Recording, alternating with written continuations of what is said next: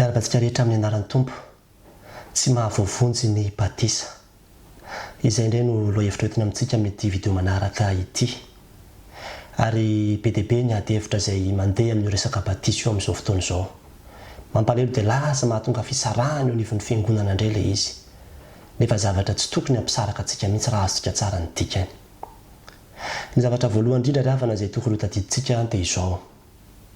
Ny finoanan'i Jesosy Kristy irery ihany no mahavonjy. Ny finoanan'i Jesosy Kristy irery ihany no mahavonjy. Rehefa mino an'i Jesosy Kristy ny olona anankiray dia misy zavatra anankitelo mitranga aminy. Voalohany lasa zanak'Andriamanitra izy. Izay rehetra nandray azy dia nomena hery ho tonga zanak'Andriamanitra dia izay mino ny anarany. Hozy ny Jaona 1:12. Faharoa, voavela heloko izy. Fa amin'ny anarany no ahazony izay rehetra mino azy famelan-keloka. Hoy ny Asan'ny Apôstôly 10:17. Ary fahatelo dia mandray ny fanahy masina izy. Fa efa noraisina rova ny fanahy masina fony voanino ianareo Paoly raha nanontany kristianina izy. Fony voanino ianareo. Ary namafisiny Jesosy zany any amin'ny Jaona 7:7 izy manao hoe ary ny fanahiny izay efa horaisiny izay mino azy no nolazainy tamin'izany. Izany hoe rehefa mino ny olona anankiray dia lasa zanak'Andriamanitra izy. Eo ny eo. Mandray ny fanahy masina izy. Eo ny eo. Ary voavela ny helony. Eo ny eo. Izany hoe mandray ny famonjena izy. Mandray ny famonjena izy. Ka raha misy olona anankiray zany, ataoko hoe ohatra voalohany volana janoary izy no nandray an'i Jesosy Kristy. Nino an'i Jesosy Kristy. Dikan'izany voalohany volana janoary izy no mandray ny fanahy masina. Voalohany volana janoary izy no lasa zanak'Andriamanitra. Ary voalohany volana janoary izy no nahazo ny famelan-keloka. Tsy miandry ny batisany izany. Raha ohatra izy ka niteny tamin'ny mpitandrina hoe za pastera ampasika mba atao batisa fa zay voanino. Ka izao maty izy volana février dia tena miteny aminao fa azo antoka ny famonjena azy satria efa nino an'i Jesosy Kristy izy. Fa ny tenin'Andriamanitra dia milaza amintsika hoe izay mino ny zanaka no manana fiainana mandrakizay. Ary ny tenin'Andriamanitra dia milaza amintsika hoe mba tsy ho very izay rehetra mino azy fa hanana fiainana mandrakizay. Mino an'i Jesosy Tompo dia ho vonjena ianao sy ny ankonanao. Tsisy idirany batisany izany. Na tsy nandalo an'ilay batisa tamin'ny Pasika ary izy rehefa nino izy dia ampy hamonjena azy ny finoanany. Ampy hamonjena azy ny finoany. Dia adio tsara fa ilay jolato ambony azy fijalianany hoe tsy natao batisa fa rehefa teo izy nino an'i Jesosy dia tonga dia nahazo ny lanitra izy. Nahazo ilay famonjena izy. Dia mety hitentsika manao hoe ka tsy ilaina ary ve izany pastera ny batisa. Tena ilaina tompoko ny batisa fa tsy mahavonjy. Ohatra ny fiangonana io, ilaintsika ny fiangonana, ilaintsika ny mankany am-piangonana, fa tsy mahavonjy antsika akory ny fiangonana, tsy mahavonjy antsika ny fakanisana ny am-piangonana. Ny batisa dia famantarana ampahabe maso fotsiny ihany.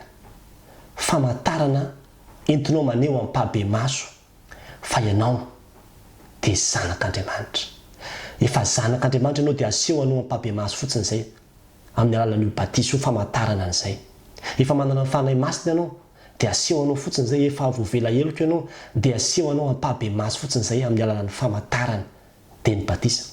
Tsy hoe eo amin'ny batisa ianao vao mandray ny fanahy masina. Tsy hoe eo amin'ny batisa ianao vao lasa zanak'Andriamanitra. Tsy hoe eo amin'ny batisa ianao vao mahazo ny famelan-keloka. Fa efa noraisinao daholo zany. Fony voanino ianao. Fa ny batisa dia famantarana an'izany rehetrarehetra izany fotsiny ihany. Jereo tsara ny batisan'i Jesosy Kristy ambarany amin'ny Jaona, any amin'ny Matthieu sy Marka ary ny Luka. Fa rehefa natao batisa izy dia nisy feo avy any an-danitra, ity no zanako. Tsy teo amin'ny batisa akory Jesosy Kristy vao zanak'Andriamanitra.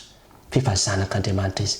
Fa ny konfirmen'Andriamanitra teo amin'ny batisa ampahabe maso mahazanak'Andriamanitra ny Jesosy Kristy fotsiny. Dia nisy voromailala koa nidina. Ny fanahy masina naka-endrika voromailala nidina teo aminy. Tsy hoe teo akory izy vao nisy ny fanahy masina fa talohan'izay izy tsisy ny fanahy masina tao anatiny. Fa famantarana fotsiny ihany ilay voromailala hoe misy ny fanahy masina izy. Izany rehetrarehetra izany ravana dia maneho amintsika fa tsy mety ary diso izany ilay hoe ataovy batisa ihany ity olona ity pastera fa efa ho faty. satria tsika manko diso ny fieritreretantsika ny batisa mieritreritra hoe ny batisa no mahavovonjy mieritreritra hoe ny batisa mihitsy le olona vao tena mandray famelan-keloka mieritreritra hoe rehefa vita batisa le olona vao mahazo ny fanahy masina sy lasa zanak'Andriamanitra zay mahatonga antsika miazakazaka manao batisa satria mitady ho faty le olona fa tena miteny aminao fa amin'ireny tranga reny ampy ireny fotsiny finoan'le olona fa rehefa mino izy dia ampy ny finoany aminjena le olona mitady ho faty fa tsy mila atao batisa zany le olona mitady ho faty ary zao koa tena adihevitra apôkatry havana le hoe atao batisa misitrika na mitete ny olona manko mieritreritra manao hoe rehefa tena misitrika dia tena azonao tsara mihitsy le famelan-keloka rehefa tena misitrika tsara fa raha mitete fotsiny tsy tena nahazo famelan-keloka tsy miankina amin'izany tsonyreo le olona tsy miankina amin'ny hoe raha nasitrika ny batisa anao dia zay ianao vao nahazo famelan-keloka tsara fa efa noraisinao foana le famelan-keloka na nisitrika io na nitete efa ao aminao mifanahy masina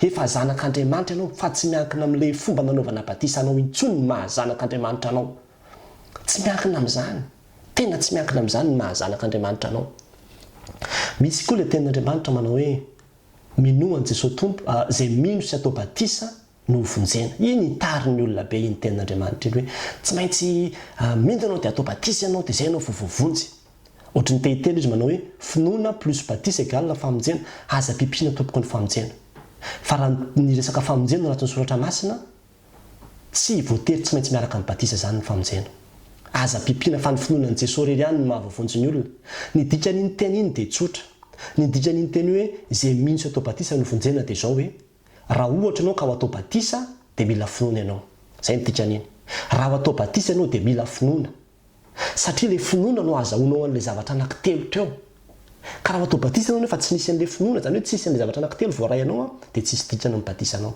fa ny batisa dia tsy maintsy miaraka amin'ny finoana izay ny dikan'iny hoe zay mino sy atao batisa tsy maintsy miaraka amin'ny finoana ny batisa fa tsisy olona hoe ho atao batisa fotsiny nefa tsy nino an'Andriamanitra akory izy tsy mino an'i Jesosy akory izy dia mieritreritra izy hoe nandray ny fanahy masina izy nandray ny rehetrarehetra ty nefa izy tsy mino an'i Jesosy akory fa tsy maintsy miaraka amin'ny finoana ny batisa zay ny dikany dia mety hiteny indray ianao manao hoe dia ahoana ary zany ny zazakely tsy mahay mino mbola anao video anankiray mahakasika an'izay hoe tena azo atao tsara ny batisa ny-jaza voaloha efa hitantsika zao aloha zany fa tsy mahavovonjy ny batisa azo atao tsara ny batisa ny-jaza mbola video anankiray ataoko zay fa ny zavatra tiako tenenina amintsika fotsiny aloha dia zao no hoe tsy mila atao batisa indroa intelo zany akory ianao satria tsy any amin'izany ny famonjedanao tsy any amin'izany ny azahoanao ny fanahy masina tsy any amin'izany ny mahazanak'Andriamanitra anao fa rehefa mino ianao dia ampy zay rehefa mino ianao dia ampy zay rehefa mino ianao dia manana ny fanahy masina ianao ary zany mahatonga ny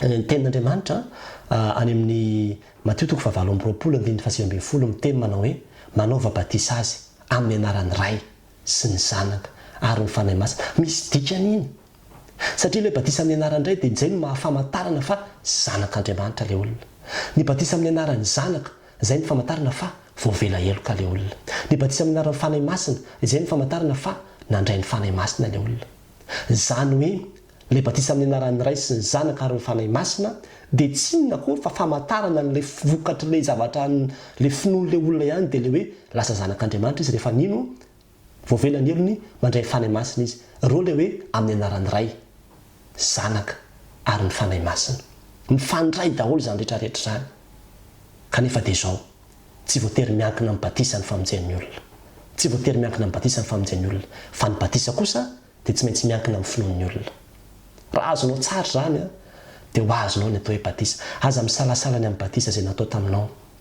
faminoan'i Jesosy tompo fa ny finoana azy reny ihany no azahoanao famonjena na ho aiza ianao na ho aiza ny finoanan'i Jesosy reny ihany no azahoanao famonjena ny batisa dia famantarana ataontsika le mpabe maso fotsiny ohatry ny olona atao mariazy io ohatry ny olona mifankatia efa nifankatia foana le olona fa ny mariazy dia fanehoana mpabe maso fotsiny hoe marika hoe tena mifankatia reto olona reto ary tsy hoe eo amin'ny mariazy akory izy vao tena eo izy vao manomboka mifankatia fa efa nifankatia izy fa ny mariazy dia fanehoana an'izay fotsiny dia tahaka izany koa ny batisa ary tsy hoe raha tsy vita mariazy izy tsy nifankatia fa efa nifankatia foana izy na tsy vita mariazy ary vao vonjy foana ianao na tsy vita batisa ary fa aza misalasalany amin'izany kanefa koa rehefa ohatra ianao ka mahandray ny famonjena dia tsy tokony homenatra ianao ny vavolombelon'i Kristy satria efa iraka nampanaovany kristiny hoe ataovy batisa dia tokony anao koa ianao hoe andeha ary tsy salasalana fa alaminina tsara ny fotoana alamina tsara ny fotoana dia ataony batisa amin'izay mahamety azy fa tsy miankina amin'izany intsony fa efa niraisinao ny fahasoavana rehetrarehetra ary izany fahasoavana izany no hamafisina fotsiny eo amin'ny batisa dia miraso antsika rehetra samy tain'Andriamanitra ary raha nasoanao izay video izay dia zarao asio izay amin'ny koa ny pejy marika 16 fa mbola maro ny video kristianina ho hitanao ao anatin'izao pejy izao dia samy tain'Andriamanitra